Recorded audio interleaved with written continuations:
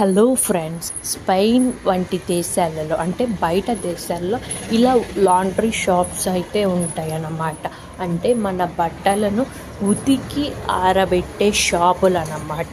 అంటే మన ఇండియాలో ఎక్కువ శాతము వాషింగ్ మిషన్స్ లేదా బాల్కనీస్ ఉంటాయి కాబట్టి మనం ఉతుక్కుంటాం.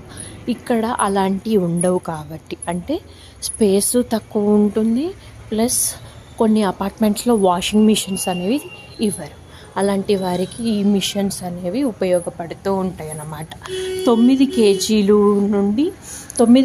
ఉంటే 5 యూరోస్ అంటే మన ఇండియా డబ్బులు వచ్చేసి 500 రూపాయలు ఉతకటానికి పడుతుందన్నమాట. ఇంకా దాన్ని డ్రయర్ చేయడానికి కూడా డబ్బులు ఉంటాయన్నమాట. 2 డ్రై చేయటానికి అంటే 250 రూపాయలు డ్రై చేయటానికి అన్నమాట.